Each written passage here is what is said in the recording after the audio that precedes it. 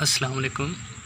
मैं हूं मोहम्मद जहांगीर और आप देख रहे हैं यूट्यूब चैनल एब्सोल्यूट पोटेंशियल।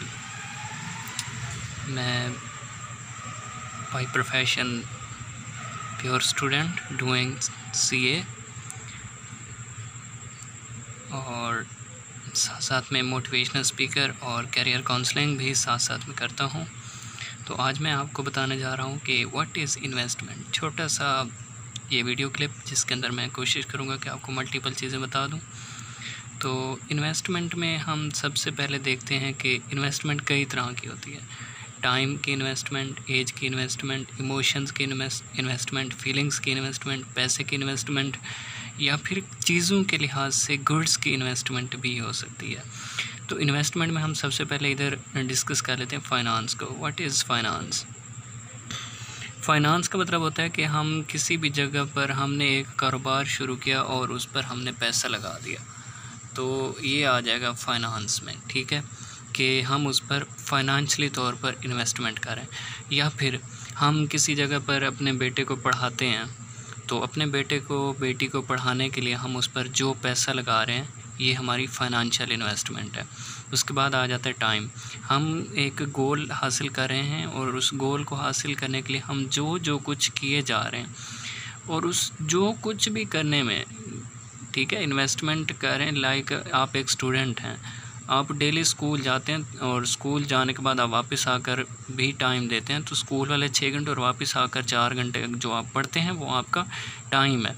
और इसके साथ साथ golden age of your life, teen age, ये वो एज है 18, 20, 22 साल की एज जिसके अंदर इंसान को जवानी हमारी उरूज के ऊपर होती है। और कई लोग अपनी जवानी को मौज मस्ती में उड़ा देते हैं, क्योंकि इस वक्त इंसान के जज्बात जिस शिद्दत से भड़क रहे होते हैं वो किसी एज में नहीं भड़क रहे होते।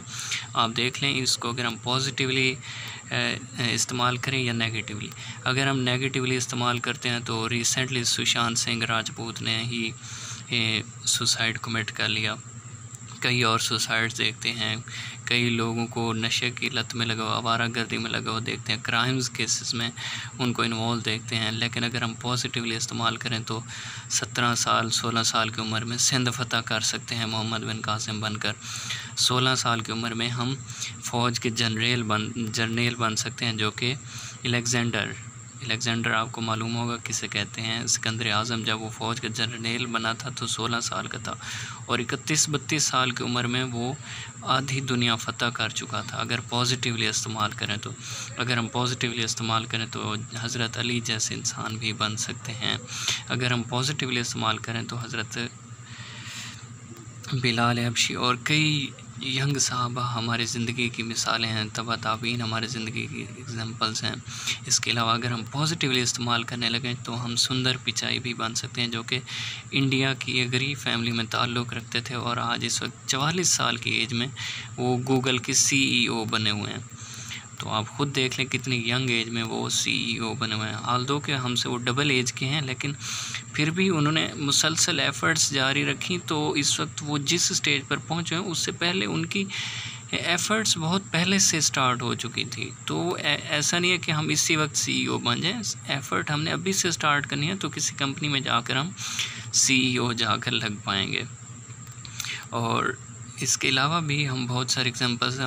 हम अगर अपनी ही क्लास में देख लें तो एक टॉपर होता है, एक फेल हो रहा होता है। तो जो टॉपर होता है वो अपनी एनर्जी को अच्छे से स्पेंड करता है। और इसके अलावा हम देख लें मेंटल एनर्जी, हम अपनी मेंटल एनर्जी को लगा रहे हैं। हम आखिर जो पढ़ते हैं, पढ़ाई इतनी आसान नहीं होती, बैठ कर दिमाग का पाना सवालों के साथ। इंस्टीट्यूट ऑफ चार्टर्ड अकाउंटेंट के जो सवाल होते हैं काफ़ी मुश्किल सवाल होते हैं। इसके अलावा ये मैं सिर्फ इस इंस्टीट्यूट की बात ना करूं, बल्कि कहीं पर भी देखूं तो क्वेश्चंस मुश्किल सवाल हम कर रहे होते हैं, दिल नहीं कर रहा तो फिर भी पढ़ना पड़ता है। 8-8 10-10 घंटे बैठ कर स्टूडेंट मेहनत करते हैं, जान मारते हैं, तो मैं उनको सल्यूट पेश करता हूँ। इसके अलावा हम अपने इमोशंस दे रहे हैं, वो इमोशंस जो एक आवारागर्द लड़का कई चीज़ों में इन्वॉल्व होकर, गंदे कामों में, आवारागर्दी में, सिगरेट नोशी, नशे की लत में, उस तरह की इमोशंस भी क्रिएट होती हैं जो कि आवारागर्द लड़का उनको फिर इस्तेमाल करता है। लेकिन एक सुलझा हुआ और गोल फोकस्ड लड़का लड़की अपने उन इमोशंस को दबा के रख देते हैं और उन इमोशंस को कन्वर्ट कर देते हैं पॉजिटिव इमोशंस में, और वो अपने टाइम को प्रीशियसली कंज्यूम करके अपनी सक्सेस की जाने बढ़ते हैं। तो उम्मीद करता हूँ आपको ये छोटा सा मैसेज इन्वेस्टमेंट का समझ आ गया होगा कि हम अपने ऊपर किस तरह से इन्वेस्ट कर सकते हैं।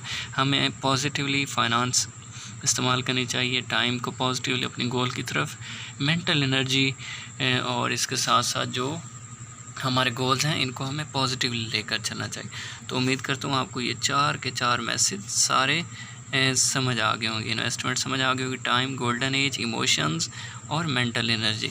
तो अगर अभी तक आपने इस यूट्यूब चैनल को सब्सक्राइब नहीं किया तो इसको सब्सक्राइब कर लें, ताकि आने वाली वीडियोस भी आपको टाइमली मिलती रहें, सबसे पहले आपको मिलें। और दुआ में याद रखिएगा। अस्सलाम वालेकुम।